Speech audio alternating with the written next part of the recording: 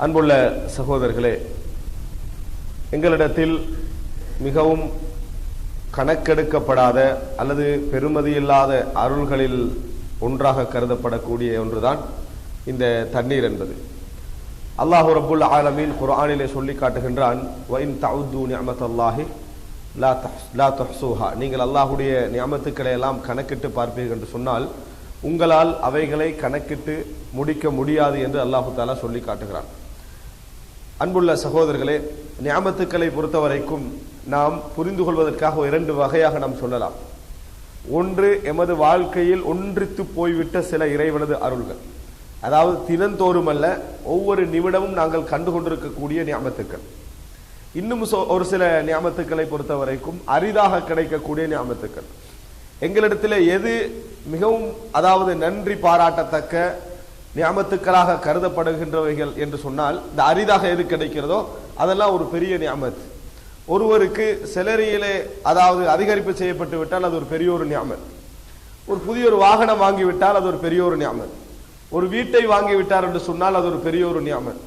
ஒரு நல்ல திருமண வாழ்க்கை, குடும்ப வாழ்க்கை அமைந்து விட்டது என்றால் அது ஒரு பெரிய ஒரு நியமத். நல்ல ஒரு குழந்தை படித்து ஒரு இடத்தை அடைந்து விட்டது என்றால் அது ஒரு பெரிய ஒரு நியமத். இப்படியெல்லாம் அவைகளை நியமத்துக்களாக என்ன செய்வார்கள்? கருதுவார்கள். நோயிலிருந்து குணப்பட்டு விட்டால் அதை ஒரு நியமத்தாக என்ன செய்வார்கள்?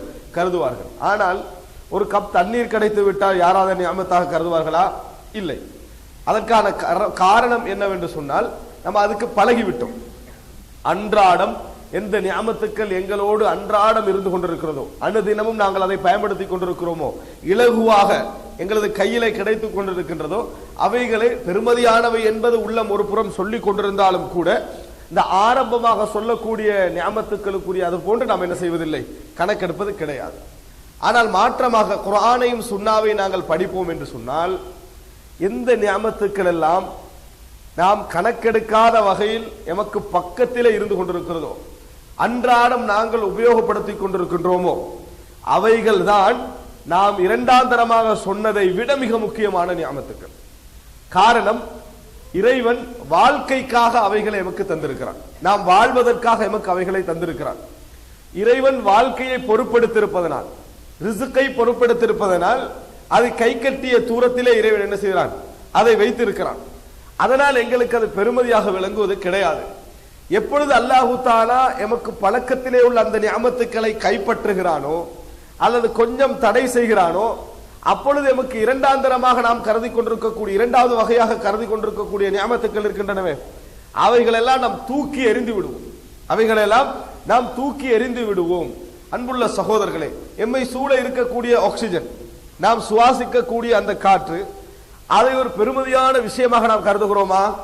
கருதுவதில்லை. காரணம், இறைவன் நாம் வாழ வேண்டும் என்பதற்காக மிக இலகுவாக எங்களை சூழ என்ன செய்கிறான்? அவைகளை வைத்திருக்கிறான். நாங்கள் வாழ வேண்டும், நாங்கள் மூச்செடுக்க வேண்டும், அப்பொழுதுதான் ஒரு மனிதன் என்ன செய்வான்? இந்த உலகத்திலே வாழ முடியும் என்கின்ற இயல்புக்காக இறைவன் என்ன செய்கிறான்? அதை இயல்பாக வைத்திருக்கிறான். ரசூலுல்லாஹி ஸல்லல்லாஹு அலைஹி வஸல்லம் சொன்னார்கள், சொர்க்கத்திலே யுல்ஹமூன தஸ்பீஹ கமா உல்ஹிமு அன்-நஃபஸ, இந்த உலகத்திலே எப்படி மூச்செடுத்தல் இல்ஹாம் ஆக்கப்பட்டிருக்கிறதோ, இயல்பாக்கப்பட்டிருக்கிறதோ, அதுபோல சொர்க்கத்திலே அவர்களுக்கு தஸ்பீஹ் இல்ஹாமாக்கப்படும் என்று ரசூலுல்லாஹி ஸல்லல்லாஹு அலைஹி வஸல்லம் சொன்னார்கள். அதாவது மூச்சு இல்ஹாமாக்கப்பட்டிருக்கிறது. இல்ஹாமாக்கப்பட்டிருக்கிறது என்றால் அப்படியே உள்ளுணர்வுல அது அப்படி ஏற்படுத்தப்பட்டிருக்கிறது, மூச்செடுக்கின்ற இயல்பு. ஆனால் இந்த ஆக்சிஜனுடைய பெருமதி யாருக்கு தெரிய வரும்? இங்கிருந்து விண்வெளிக்கு போறானே, ரிசர்ச் பண்ண போறானே, அவன் எவ்வளவாக யூஸ் பண்ண வேண்டும் என்ற கணக்கு அவனுக்கு இருக்குது. எப்படி அதை திறக்க வேண்டும், எந்த அளவில் விட வேண்டும் என்றது அவனுக்கு ஒரு கணக்கு இருக்குமா இல்லையா? அவனுக்கு தெரியும் இதனது பெருமதி, அவனுக்கு தெரியும் இதனது பெருமதி. யார் இந்த கடலுக்குள்ள மூழ்கிறாங்களே அவர்களுக்கு தெரியும் இதனது பெருமதி. எனவே ஆக்சிஜன் என்பது எங்களை சூழ இருப்பதனால், நாங்கள் அன்றாடம் அதை சுவாசித்துக் கொண்டிருப்பதனால் எங்களுக்கு அந்த பெருமதி என்ன தெரியாது, எங்களுக்கு அதனது பெருமதி தெரியாது. இதே போன்றுதான் தண்ணீர் என்பது. எங்களை சூழ நாம் கணக்கெடுக்காத நியமத்துக்கள் என்பதை அல்லாஹு தஆலா ஒரு சூறாவிலே அப்படியே பட்டியல் போட்டு சொல்லி காட்டுகிறான். அஃபர ஐத்தும் என்று கேட்டு, அஃபர ஐத்தும் என்று அல்லாஹு தஆலா கேட்டு ஒவ்வொன்றாக அல்லாஹு தஆலா சொல்லி காட்டுகிறான். நெருப்பெல்லாம் ஒரு பெரிய நியமத்தாக நாங்கள் நினைத்திருக்கிறோமா? இல்லை. அஃபர ஐத்துமுன் நார் அல்லதி தூரூன், நீங்கள் மூட்டுகின்ற நெருப்பை பார்த்தீர்களா? அன்தும் அன்ஷஅதும் ஷஜரதஹா, அதாவது நீங்கள் தான் அந்த மரத்தை முளைக்க வைத்தீர்களா? அம் நஹ்னுல் முன்ஷிஊன், அல்லது நாங்கள் முளைப்பிக்கிறோமா?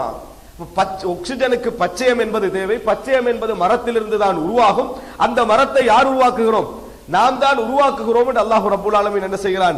அதை சொல்லி காட்டுகிறான். இது போல பல நியமத்துக்களை அல்லாஹ் தஆலா அரிதாக உபயோகிக்கக்கூடிய, அதாவது நாம் கணக்கெடுக்காத நியமத்துக்களாக வைத்திருக்கக்கூடியவர்கள் அல்லாஹ் தஆலா பட்டியல் போடுகிறான். அதே போல நீங்கள் பார்க்கலாம் ஈலாஃபி குரைஷ், அதிலே அல்லாஹ் தஆலா நாம் நியமத்தாகவே நினைக்காத இரண்டு விஷயங்களை அல்லாஹ் தஆலா சொல்லி காட்டுகிறான். அல்லதி அத்அமஹும் மின் ஜூ வ ஆமனஹும் மின் கௌஃப், அவர்கள் பசியற்று வாழ ஆகாரத்தையும் பயமற்று வாழ பாதுகாப்பையும் அல்லாஹ் தஆலா கொடுத்தான் என்று சொல்லி காட்டுகிறான். இவைகளை என்றைக்காவது நாம் நிம்மதியாக வாழ்கிறோம், பாதுகாப்பான ஒரு சூழல்ல இருக்கிறோம் என்று நாங்கள் நினைத்தது உண்டான்னு கேட்டால் அதிகமானவர்கள் இல்லை, அல்லது அதிகமாக இல்லை. அப்படித்தான் நாம் என்ன செய்கிறோம், வைத்திருக்கிறோம். அன்புள்ள சகோதரர்களே, ஆனால் உண்மையான ஈமான் கொடுக்கப்பட்டவர், அல்லாஹ்வை நம்பி வாழக்கூடியவர் எப்பொழுதும் இறைவன் எங்களுக்கு எதை ஞாபகப்படுத்துகிறானோ அதுல கொஞ்சம் என்ன செய்வாரு, கவனம் எடுப்பார்.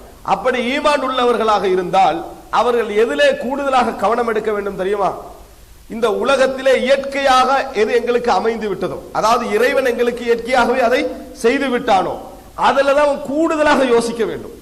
நம்ம முயற்சி எடுத்து நம்மளுக்கு கிடைக்கக்கூடிய விஷயங்களை இரண்டாவது பக்கமாக யோசிக்க வேண்டும். இந்த உலகத்திலே நாம் வாழ வேண்டும் என்பதற்காக இறைவன் எல்லா விஷயங்களையும் இலகுபடுத்தி தந்திருக்கிறான். நாம் இது எப்படி என்று சொன்னால், நாம் ஒரு நிலம் வாங்கி அந்த நிலத்திலே ஒரு வீடு எப்படி கட்ட வேண்டும் என்பதற்காக திட்டம் போட்டு அதுல எல்லா விஷயங்களையும் செய்த பின்னால வீடை கட்டி அந்த வீடு எப்படி அழகாக இருக்க வேண்டும், எந்த தேவையோடு இருக்க வேண்டும், எந்த அமைப்புல இருக்க வேண்டும் என்றெல்லாம் செய்த பின் தான் ஒரு வீட்டுக்குள்ள என்ன செய்வோம், நம்ம போவோம். இந்த உலகத்துல இறைவன் எங்களுக்கு எப்படி கொண்டு வந்து சேர்த்தாண்டா எல்லாம் செஞ்சு எங்களை விட்டுருக்கிறாங்க. எல்லாவற்றையும் செய்து உனக்கு தண்ணீர் இதுதான், இப்படித்தான் வாழணும், உனக்கு இதான் படுக்கை அறை, உனக்கு எல்லாமே இதுதான் என்று செய்து இந்த வீட்டுக்குள்ள வைத்ததனால பரம்பரையாக அதே வீட்டுக்குள்ளே நம்ம வாழ்ந்து வருவதனால அந்த வீட்டுடைய பெருமதி என்ன செய்யவில்லை, எங்களுக்கு தெரியவில்லை. அதான் இந்த உலகம் என்பது. அன்புள்ள சகோதரர்களே, இப்படி அல்லாஹ் தஆலா குர்ஆனிலே நமக்கு இயல்பாக்கப்பட்டிருக்கக்கூடிய நியமத்துக்களை ஒன்றன் பின் ஒன்றாக என்ன செய்கிறான், ஞாபகப்படுத்தி வருகிறான். அதில் ஒரு மிகப்பெரிய செய்தி தான் இந்த தண்ணீர் பற்றி இறைவன் சொல்லக்கூடிய செய்தி. இதுல மிகப்பெரிய ஆச்சரியம் என்னவென்று சொன்னால், தண்ணீரை பத்தி இந்த அதாவது இன்றைய உலகில் வித்தியாசமாக, அதாவது புதிதாக யோசிக்கிறார்கள் என்றுதான் சொல்ல வேண்டும். ஆனால் இஸ்லாம் 1400 வருடங்களாக அதை என்ன செய்கிறது, சொல்லி வருகிறது. இன்றைக்கு வாட்டர் கிரைசிஸ் என்று சொல்லி என்ன, தண்ணீர் பிரச்சனை, நீர் பற்றாக்குறை என்ற ஒரு பிரச்சனையை செய்து மிகப்பெரிய பிரச்சனையை ஆய்வு செய்து உலகியல் ரீதியாக தண்ணீரை மக்கள் தண்ணீருடைய முக்கியத்துவத்தை சொல்ல வேண்டும். எங்கெங்கெல்லாம் தண்ணீர் குறைய வாய்ப்புண்டு, எங்கெங்கெல்லாம் தண்ணீர் அதிகரிக்க வாய்ப்புண்டு, எப்படியெல்லாம் இதை பகிர்ந்து கொள்ளலாம், எப்படி பயன்படுத்திக் கொள்ளலாம் என்றெல்லாம் பேசப்படுவதை பார்க்கிறோம். இப்பொழுது சவுதி அரேபியாவிலே பேசப்படுகின்ற பிரச்சனைகளில் இந்த தண்ணீர் பிரச்சனை என்ன ஒரு மிக முக்கியமான செய்தியாக இருப்பதை பார்க்கிறோம். இங்கே பேசப்படக்கூடிய பிரச்சனைகளில் தண்ணீர் பிரச்சனை. ஒரு காலத்தில் இந்த பாலைவனத்துக்கு என்ன பிரச்சனை இருந்தது தெரியுமா? தண்ணீர் இல்லை. இன்றைக்கு என்ன பிரச்சனை தெரியுமா? தண்ணீர் அளவுக்கு அதிகமாக வீண் விரயம் செய்யப்படுகிறது. தண்ணீர் அளவுக்கு அதிகமாக வீண் விரயம் செய்யப்படுகிறது என்று சொல்லி அன்றாடம் பத்திரிகைகளில் எழுதுகின்ற அளவு இந்த பிரச்சனை என்ன செய்கிறது, வளர்வதை பார்க்கிறோம். அன்புள்ள சகோதரர்களே, ஆனால் இஸ்லாம் தண்ணீர் பற்றிய சொல்லிய செய்திகளை எல்லாம் நீங்கள் எடுத்துக்கொண்டீர்கள் என்று சொன்னால், இந்த மார்க்கம் அல்லாஹ்வுடைய மார்க்கம் என்று நாம் ஆழ் மனதில் எமது உறுதியை இன்னும் வளர்த்துக் கொள்வதற்கு எவ்வளவு துணை செய்கிறது என்பதை நீங்கள் பார்க்கலாம். அவ்வளவு பிரச்சனைகளை ரசூலுல்லாஹி ஸல்லல்லாஹு அலைஹி வஸல்லம் அவர்கள் தண்ணீர் சம்பந்தமாக மட்டுமே என்ன செய்திருக்கிறார்கள், சொல்லி இருக்கிறார் என்பதை பார்க்கிறோம். ஆனால் இன்றைக்கு அதற்கு தனி பகுதியாக ஆய்வு செய்து மக்களுக்கு எடுத்து வைத்து இந்த மாதிரி எல்லாம் பிரச்சனை நடந்து கொண்டிருக்கிறது என்று மக்களுக்கு சொல்ல வேண்டும், அதுக்கு விழிப்புணர்வு ஏற்படுத்த வேண்டும் என்று பேசப்படுவதை நாங்கள் பார்க்கிறோம். அன்புள்ள சகோதரர்களே, அல்லாஹ் தஆலா குர்ஆனிலே இந்த தண்ணீரை பற்றி சொல்கிற நேரத்தில் அஃபரஐதுமுல் மா அல்லதி தஷ்ரபூன், நீங்கள் குடிக்கின்ற நீரை பார்த்தீர்களா? அல்லாஹ் தஆலா கேட்கிறார், நீங்க பார்த்தீர்களா? அந்த நீரை நீங்கள் பார்த்தீர்களா? அன்தும் அன்ஸல்துமூஹு மினல் முஸ்ன் அம் நஹ்னுல் முன்ஸிலூன், நீங்கள் தான் வானத்திலிருந்து அவைகளை இறக்கி வைக்கின்றீர்களா அல்லது நாம் இறக்கி வைக்கின்றோமா? ஏன் அல்லாஹ் தஆலா இப்படி கேட்கிறார்? எல்லாருக்கும் தெரியும் யாரும் தண்ணி இறக்கி வைக்கல. உலகத்துல எல்லோருக்கும் தெரியும் எனக்கும் தண்ணிக்கும் பயன்படுத்துதல் என்ற அடிப்படையில் தவிர வேற எந்த சம்பந்தம் என்னது இல்லை என்பது தெரியும். அப்படி என்று அல்லாஹ் ஏன் ஞாபகப்படுத்துறான் தெரியுமா? மனிதனுக்கு ஒன்று பழகிட்டா மறந்துடுவான். மனிதனுக்கு ஒன்று பழகிவிட்டால் மறந்து விடுவான். வாழ்க்கையில நிறைய உதாரணங்கள் சொல்லலாம். கீழ் அதாவது கிரவுண்ட் ஃப்ளோருக்கு வந்து போட்டு கதவு மூடினாலும் சந்தேகப்பட்டு திருப்பி போன எத்தனை பேர் இருப்பாங்களே, நிறைய பேர் இருப்போம். ஏன் தெரியுமா? வளமையாக பூட்டிட்டு வரதுனால பூட்டினதா இல்லைன்னு என்ன செஞ்சிடும், நம்மளுக்கு மறந்துடும். தொழுகையில எத்தனையோ பேர் ருக்குக்கு போனவரை சூரத்துல் ஃபாத்திஹா ஓதினோமா இல்லையான்னு சந்தேகப்பட்டவங்க இருக்கிறாங்க. ஏன் வளமையா சூரத்துல் ஃபாத்திஹா ஓதுவதனால நம்ம சூரத்துல் ஃபாத்திஹா ஓதினோமா இல்லையான்னு என்ன செஞ்சிடும், மறந்து. எது வளமையோ அது செஞ்சமான்னு என்ன செஞ்சிடும், மறந்து விடும். எது பழகிட்டோ அது இருக்காண்டே என்னது எங்களுக்கு ஞாபகம் வராது. அது ஒரு அம்சமாகவும் எங்களுக்கு என்ன செய்யாது, ஞாபகம் வராது. அப்படிப்பட்டதுல ஒன்றுதான் இது. அல்லாஹ் தஆலா ஞாபகப்படுத்துகிறான், யோசிக்க சொல்கிறான். நீங்கள் இறக்குகின்றீர்களா, நாம் இறக்குகிறோமா? நீங்கள் இறக்குகின்றீர்களா, நாம் இறக்குகின்றோமா என்று அல்லாஹ் தஆலா கேட்கிறான். அல்லாஹ் தஆலா ஏன் உணர்த்துகிறான் என்று சொன்னால், தண்ணீருடைய முழுமையான கண்ட்ரோலும் யாருடைய கையில இருக்கிறது, இறைவனது கையிலே இருக்கிறது. அல்லாஹ் தஆலா கேட்கிறான், குல் இன் அஸ்பஹ மாஉக்கும் கௌரன், உங்கள் தண்ணீர் ஆழத்துக்கு போய்விட்டால், மழை பொழிஞ்சிட்டு ஆனா அந்த தண்ணீர் வற்றி ஆழ்ந்த இடத்துக்கு போயிட்டு உங்களுக்கு எடுக்கிறதுக்கெல்லாம் இந்த வழியும் இல்லை. ஃபமையதீக்கும் பிமாஇன் மஈன், யார் உங்களுக்கு அந்த தண்ணியை திருப்பி கொண்டு வருவான்? யார் உங்களுக்கு, உலகத்திலே ஒரு எல்லை இருக்குது, அந்த எல்லை வரைக்கும் தண்ணி போனா உள்ள டெக்னாலஜியில கொண்டு போய் என்ன செஞ்சிடலாம், அந்த தண்ணீர் எடுத்துடலாம். அதையும் தாண்டி விட்டால் அந்த தண்ணீரை கௌரன் என்று அல்லாஹ் தஆலா கேட்கிறான், யார் உங்களுக்கு அந்த தண்ணீரை திருப்பி கொண்டு வருவார்? இது குர்ஆனிலே அல்லாஹ் தஆலா தண்ணீர் என்பது யாருடைய கையிலே இருக்கிறது என்று அல்லாஹ் தஆலா சொல்லி காட்டுகிறான்.